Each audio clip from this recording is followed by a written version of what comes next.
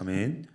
오늘 우리에게 주시는 하나님 말씀은요. 사도행전 1장 1절에서부터 11절까지의 말씀입니다. 사도행전 1장 1절에서부터 11절까지의 말씀입니다. 사도행전 1장 1절에서부터 11절까지의 말씀을 함께 교독하도록 하겠습니다. 제가 1절부터 읽겠습니다. 데오빌로요, 내가 먼저 쓴 글에는 무릇 예수께서 행하시며 가르치시기를 시작하심부터 그가 택하신 사도들에게 성령으로 명하시고 승천하신 날까지 이를 기록하였노라. 그가 고난 받으신 후에 또한 그들에게 확실한 많은 증거로 친히 살아계심을 나타내사 40일 동안 그들에게 보이시며 하나님 나라 일을 말씀하시니라. 사도와 함께 모이사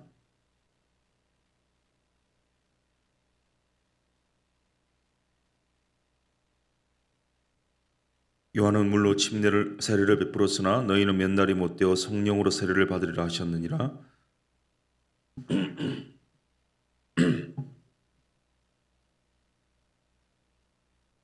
이르시되 때와 시기는 아버지께서 자기의 권한에 두셨으니 너희가 알 바 아니요 오직 성령이 너희에게 임하시면 너희가 권능을 받고 예루살렘과 온 유대와 사마리아 땅끝까지 이르러 내 증인이 되리라 하시니라. 이 말씀을 마치시고 그들이 보는데 올려져 가시니 구름이 그를 가리어 보이지 않게 하더라. 올라가실 때에 제 아들이 자세히 하늘을 쳐다보고 있는데 흰 옷 입은 두 사람이 그들 곁에 서서 같이 있습니다. 이르되 갈릴리 사람들아 어찌하여 서서 하늘을 쳐다보느냐. 너희 가운데서 하늘로 올려지신 이 예수는 하늘로 가심을 본 그대로 오시리라 하였느니라. 아멘. 오늘부터 사도행전을 다루게 됩니다. 여러분 아시는 바와 같이 사도행전의 별칭이 있죠.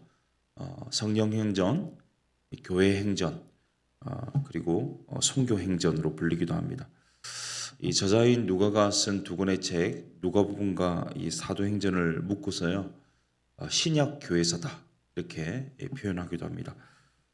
누가복음이 예수님의 지상 사역에 관한 것이었다면 사도행전은요 예수님의 천상 사역에 관한 것입니다. 예수님이 아직도 일하고 계시다. 지금도 교회를 세우고 계시다. 지금도 성령을 통해서 선교하고 계시다는 것을 보여주는 책이 바로 사도행전입니다. 누가가 쓴 두 권의 책인 이 누가복음과 사도행전은요 분량이요 굉장히 많습니다. 신약 성경 전체 분량의 4분의 1 정도 됩니다. 이 저자로 한정하더라도요 사도 바울 다음으로 가장 많은 분량의 이 성경을 쓴 사람이 바로 누가입니다. 누가는 성경 저자들 중에 특별히 신약 저자들 중에 유일한 이방인으로 알려져 있습니다. 그리고 믿음의 2세대죠. 1세대가 예수님과 함께 예수님 살아계심을 보고 함께 동고동락했던 사도들이라면 2세대들은요 예수님 죽음 이후 승천 이후에 활동했던 사람들인데 특별히 이 누가의 스승이자 동역자인 사도 바울 또한 예수님을 직접 보지는 못했죠. 나중에 승천하신 예수님, 부활하신 예수님을 만나게 됩니다. 누가는 의사였는데요. 아마도 이 내과 의사였을 것으로 보고 있습니다. 그 이유는요, 이 의학 용어가 많이 쓰여져 있기 때문인데 이 대표적인 의학 용어가 이 바늘이라는 단어입니다. 우리 약대가 그 부자가 천국으로 가는 것이 약대가 바늘길을 통과하는 것보다 어렵다 이런 표현이 있지 않습니까?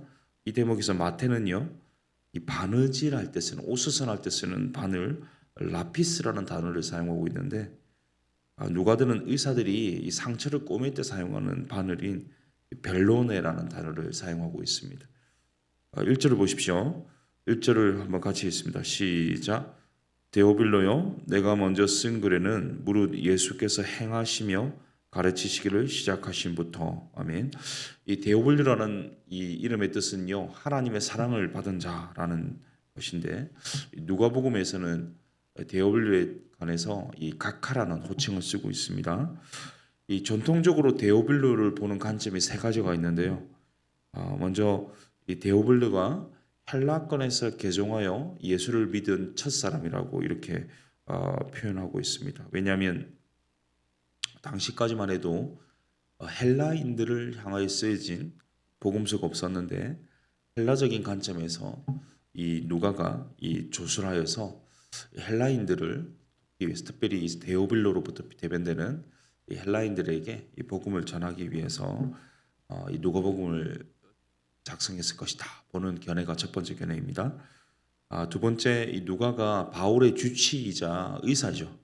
그리고 노예이기도 했는데 이 데오빌로라는 사람이 이 노예되었던 누가를 이제 해방시켜 주었다는 겁니다. 그래서 거기에 대한 감사의 보답으로 이 누가복음을 저술해서 사도행전을 저술해서 데오빌로에게 주었을 것이다. 뭐 이런 표현이 있습니다. 이것은 어쩌면 감동적인 이야기는 하지만 어떤 증거도 찾을 수 없는 그런 견해입니다. 마지막 세 번째는요. 이 당시 공적인 책을 출판하려면 왕이나 또는 총독부 이 승인을 받아야 했습니다. 누가가 출판을 위해서 누가복음과 이 사도행전이 불건전한 이 내용이 아니라 비도덕적인 글이 아니라 사교가 아니라 성령께서 쓰게 하신 글이라는 것을 로마사에게 해가 되지 않는다는 승인을 받기 위해서 데오빌로에게 이렇게 글을 썼다 이렇게 보는 견해인데요. 이 당시 문화적으로 저자가 이 책을 출판할 때는요 왕이나 또는 왕에 해당하는 그만한 지위를 가진 총독에게 먼저 책을 증정을 하거든요. 그러면 이 왕이나 이 총독이 이 책을 보고요 특별한 문제가 없다라고 이야기하면 이제 양서다, 읽어도 좋다, 양서라는 어떤 이런 인정을 받게 됩니다. 그러면 누구든지 이제 왕이 총독이 인정한 책이기 때문에 문제없이 읽을 수 있었다 이렇게 보거든요. 제가 이전에 군대에 있을 때 휴가를 복귀하면요 책을 좀 사들고 갔습니다. 왜냐면 그 쉬는 시간 틈틈이 책을 읽기 위해서 책을 한 여러 권 사가지고 가거든요. 근데 항상 이제 검열을 합니다. 부대에 들어가면 부대장님이 책 하나하나 다 살펴보거든요. 그리고 특별하게 문제가 없다고 여겨지면 양서 읽어도 되는 책이라고 하면서 사인을 해줍니다. 도장을 찍어주거든요. 그러면 제가 이제 그 책을 받아서 소지해서 읽을 수 있었습니다. 당시 그런 문화가 있었다는 거죠. 1절 하반절에 보시면요. 예수께서 행하시며 가르치시기를 시작하신부터 이런 표현이 있습니다. 여기 동사를 보시면 가르쳤다, 예수님께서 가르치셨다 이 동사보다도 행하셨다라는 표현이 먼저 나오고 있습니다. 이것이 성경의 강조점입니다. 예수님의 가르치심이 남을 수 있는 이유, 지금도 그 가르치심이 우리에게 선포될 수 있는 것은 예수님이 먼저 사셨기 때문이라는 거죠. 예수님이 삶으로 가르치셨고 예수님이 삶으로 먼저 보이셨기 때문에 바꿔 표현하면 이 암과 행함, 말과 행함에 이 간극이 없었다는 것인데 우리는 아는 거 많죠. 말하기는 잘합니다. 내 삶은 따라오지 못하는 경우가 많습니다. 우리의 모습과 너무나 대비되는 우리 성경의 강조점이 예수님은 행하셨고 가르치셨다 이렇게 말씀하고 있는데요. 우리 2절과 3절을 한번 같이 읽습니다. 2절 3절입니다. 시작. 그가 택하신 사도들에게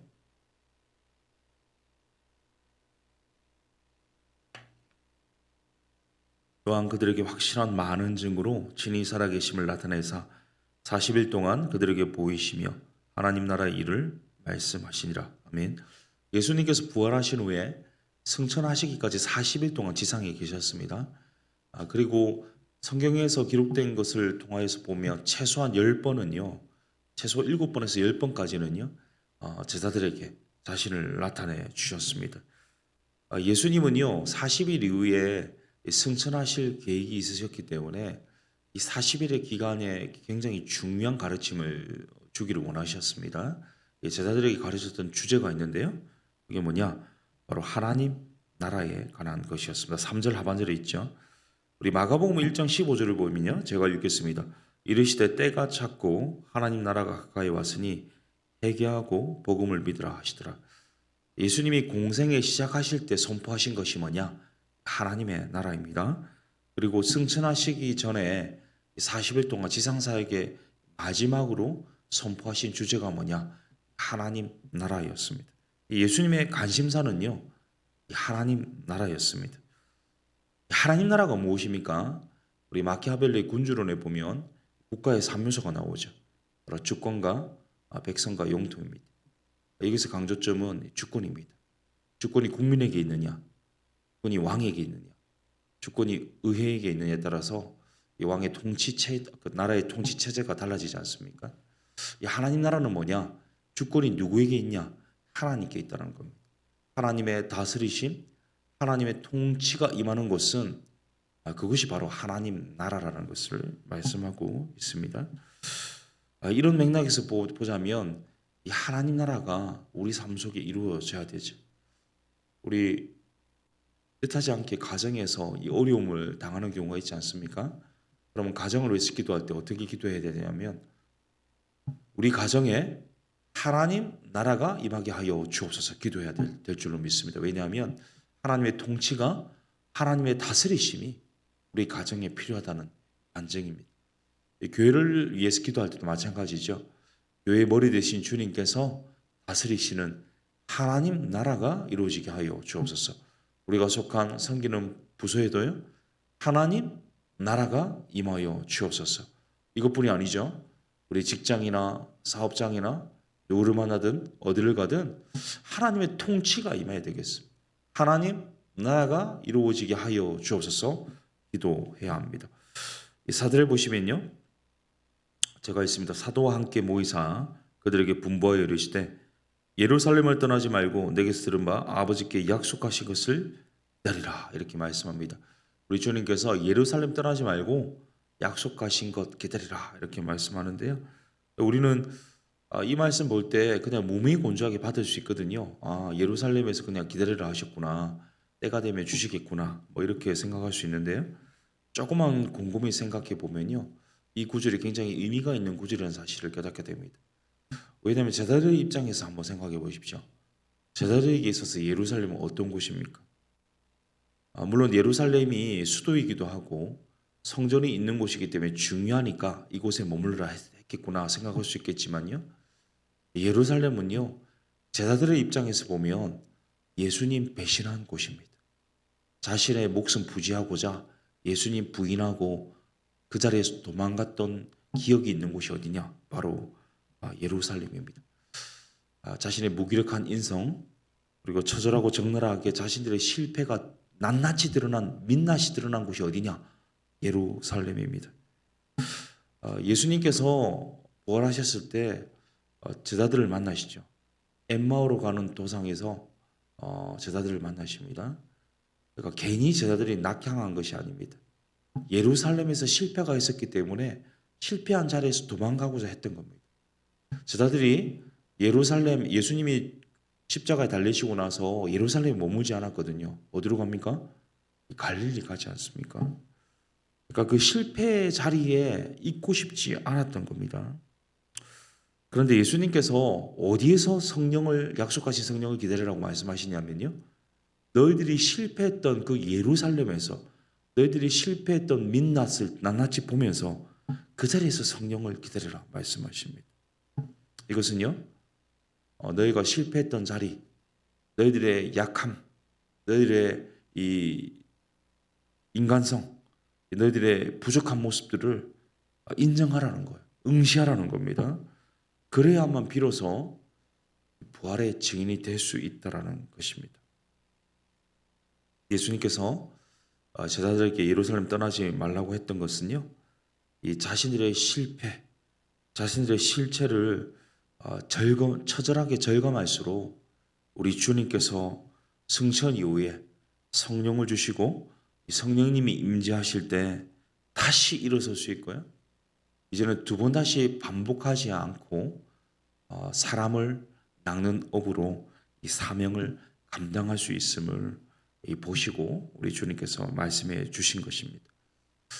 혹시 우리 자신을 한번 반추해 봤으면 좋겠는데요. 우리가 실패한 자리, 예루살렘은 어디인지 돌아봤으면 좋겠습니다. 우리는 우리의 인간성이 바닥난 연약한 곳, 우리의 부족함이 낱낱이 드러난 곳에서 사실은 도피하고 싶습니다. 우리의 이 연약함을 그대로 두고 싶지 않거든요.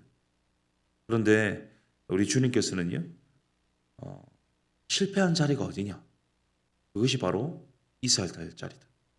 내가 회복을 줄 자리다.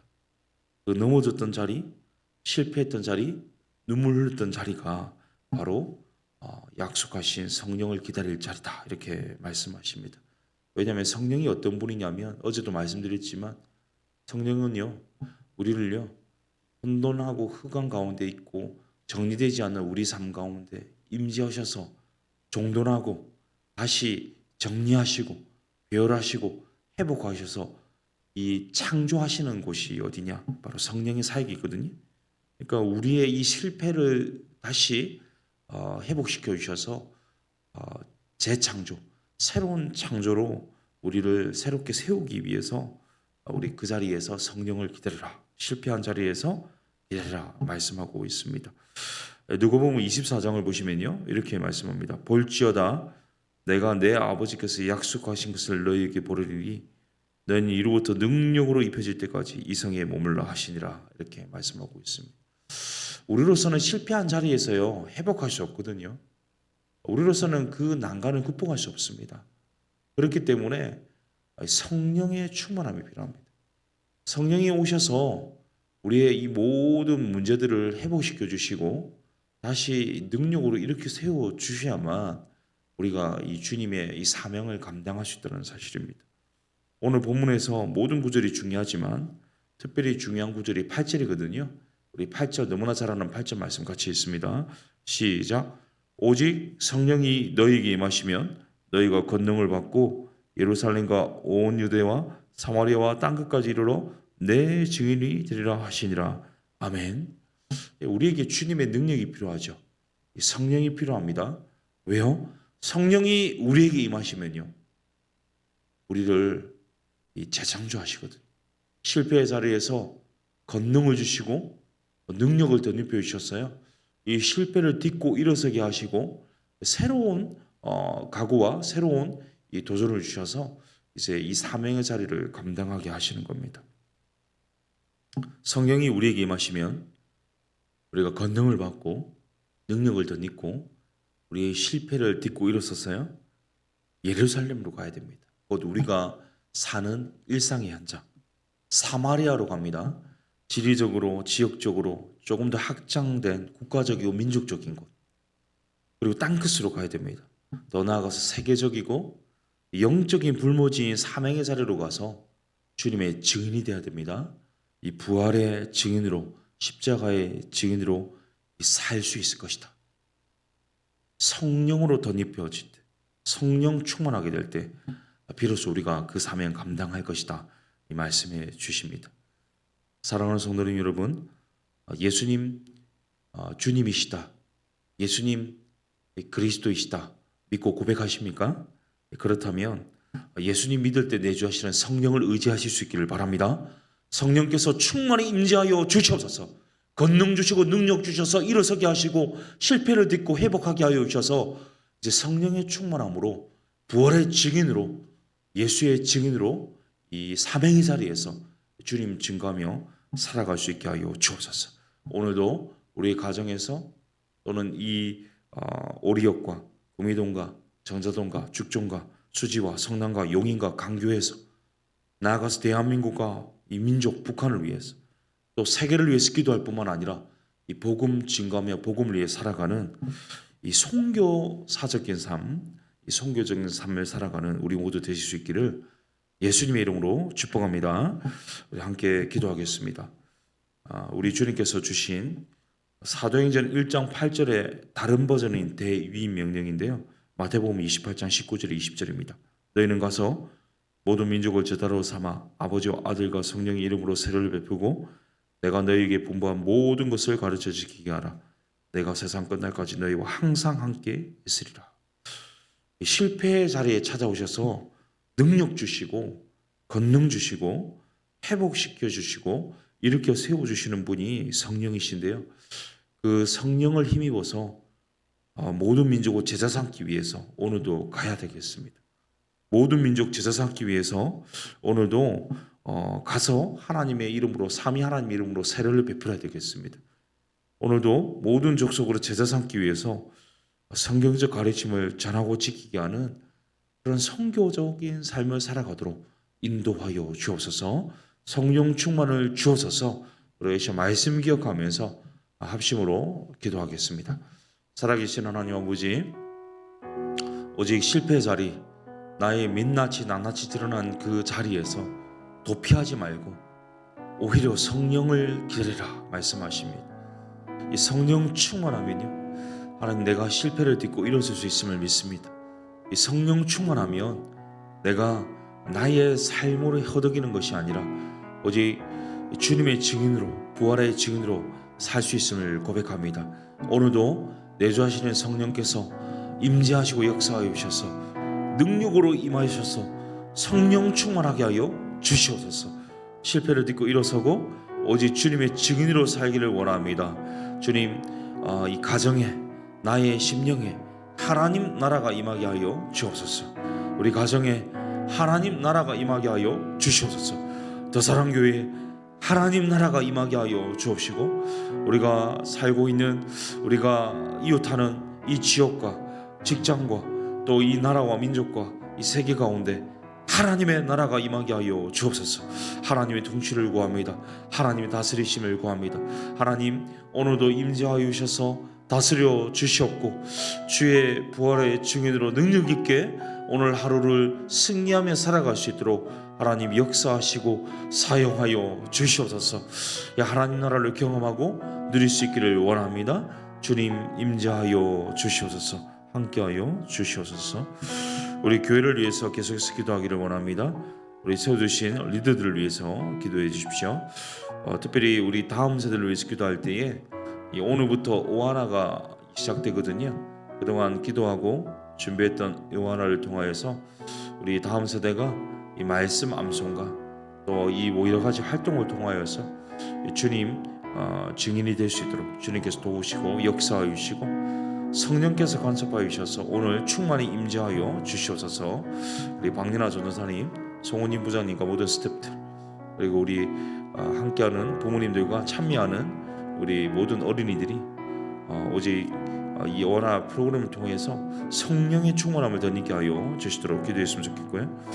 우리 올해 사역들이 있습니다. 제자훈련과 다락방과 신앙강좌와 새가족 강의, 풍삼조 일기 입금이 양성교육과 풍삼조 2기 세미나, 그리고 가정의 주일, 이 모든 모일 때마다 사역마다 하나님께서 함께하여 주셔서 은혜가 넘치고 하나님 나라가 임하게 하여 주옵소서.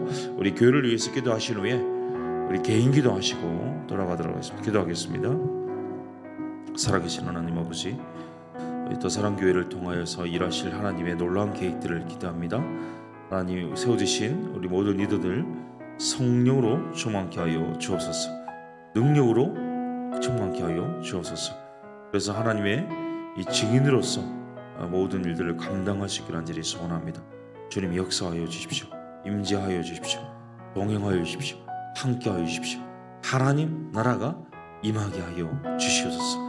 오늘 오하나 가운데도 하나님 간섭하여 주셔서 풍성한 은혜를 덧입혀 주시고 이 성령의 능력으로 역동하여 주옵시고, 특별히 하나님 우리 모일 때마다 만날 때마다 모든 사역들마다 주님께서 통치하여 주시고 다스려 주옵시고 주님의 나라가 임하게 하여 주셔서 이 주님의 은혜로 하나님 기쁨과 이 감격과 평강과 열매와 회심과 결단과 회복의 역사가 일어나는 이 놀라운 은혜가 있기를 간절히 소원합니다. 하나님 갱신되고 회복되어 이 부흥하고 성장하고 성숙되기를 원합니다. 주님 은혜 베풀어 주시고 간섭하여 주셔서 이 더사랑교회를 통하여서 이 주님의 뜻을 이루어 주옵소서. 이 주님의 머리가 되어 주시고 이 더사랑교회가 이 손과 발로 행하게 하여 주시옵소서. 주께서 하나님 모든 것 운행하실 때 우리가 주님의 뜻을 성취하는 이 도구로 쓰임받게 하여 주옵소서. 이 아침에 우리 개인이 드리는 이 간구와 이 부르짖음과 탄식과 이 작은 신음에도 외면하지 마시고 응답하여 주시고 신실하게 성실하게 역사하실 것을 믿고 감사드리며 예수님의 이름으로